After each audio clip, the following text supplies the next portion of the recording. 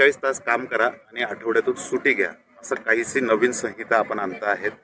काय आहे ही नेमकी संहिता? ही संहिता नाही आहे, मी पहिलेही सांगितलं आहे. आपल्या देशामध्ये 32 कायद्यांचं रूपांतरण 4 कायद्यांमध्ये होते आहे. हे 4 नवीन कायदे, हे 4 कोड, हे संहिता आता अस्तित्वात आल्या आहेत आणि याच्यासारखे कायदे राज्याचे बनले पाहिजे. पण यासोबत हे कायदे बनत असताना बऱ्याच गोष्टी अशा आहेत की ज्या जागतिक दर्जावर आपण पाहतो की बऱ्याच देशांमध्ये या पद्धतीनं काम होते.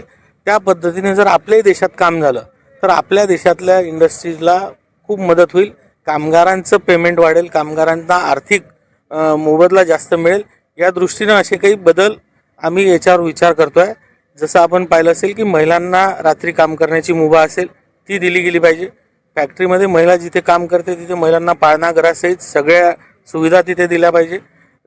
महिलांना घरी नेण्या आणण्याची व्यवस्था केली पाहिजे. रात्रपाळीत महिलांना सपोर्ट म्हणून तिथे कोणीतरी असलं पाहिजे. सोबतच आपण पाहिलं असेल तर जे आपले हे आहेत इंडस्ट्रीवर जेव्हा खटले दाखल होतात तर ते क्रिमिनल ज्या ह्या होत्या त्या डिक्रिमिनलायझेशन करून त्यांना आपण आर्थिक दंड वाढवून त्यामध्ये थोडीशी हे रिलॅक्सेशन देण्याचा विचारात आहे. अजून फायनल काही नाही. आणि याचसोबत आपण जो काम करण्याच्या वेळेचा मुद्दा मांडला तर ही फ्लेक्झिबिलिटी आहे. आपण काम करण्याच्या तासामध्ये लवचिकता आणणार आहे. कारण आपल्या देशात आपण पाहतो की बरेचदा सणांच्या वेळेस प्रोडक्शन वाढवण्याची मागणी खूप मोठ्या प्रमाणात येते. दिवाळीमध्ये फूड सेक्टर असेल, क्लोथिंग असेल, डेकोरेशन असेल, लाइटिंग असेल आणि इतर अजून जे काही इंडस्ट्रीजमध्ये प्रोडक्शनची वाढ होते तर अशा वेळेस त्यांना स्किल्ड लेबर बाहेरून आणता येत नाही किंवा नवीन कामगार असलेल्या कामगाराच्या पद्धतीने तेवढ्या क्षमतेने काम करू शकत नाही. म्हणून आहे त्या कामगाराला त्याचं मत घेऊन त्याची कन्सेंट घेऊन हे कामाच्या तासामध्ये वाढ करता येणार आहे. हे 12 तास असणार आहे असं नाही. कोणी 10 तास करेल, कोणी 11 करेल, कोणी 9.5 करेल. फक्त जी आपल्या एक वीकची हप्त्याची जी 48 तासांची मर्यादा आहे ती कुठेही ओलांडता कामा नये, जेणेकरून कामगारांच्या आरोग्यावरही परिणाम होता कामा नये.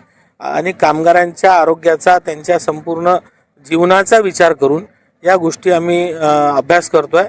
आणि सोबतच जितकं वाढीव काम तो करेल त्याचा मोबदला त्याला द्यावा लागेल. जितके दिवस त्याचे काम करायचे कमी होतील त्याचे इन्सेंटिव्ह त्याला द्यावं लागतील. आणि याचं जर आपण गणित काढलं तर एका महिन्यामध्ये त्याला खूप मोठ्या प्रमाणात आर्थिक मोबदला मिळेल आणि त्याच्या हेल्थचाही त्याला सुट्टी मिळाल्यामुळे त्याची तेवढी काळजी घेतली जाईल. अशा सगळ्या गोष्टींचा विचार केल्यानंतर ही कायदे म्हणजे हे निर्णय अस्तित्वात येतील. त्याचा सध्या अभ्यास चालला आहे आणि या अभ्यासाअंती याच्यावर आम्ही निर्णय करू. आपण जरी म्हणत असतात की हे कामगारांच्या हिताचं आहे, सरकार आता विचाराधीन आहे, मात्र तरीही आतापासून कामगार संघटना याला विरोध करताना दिसतात.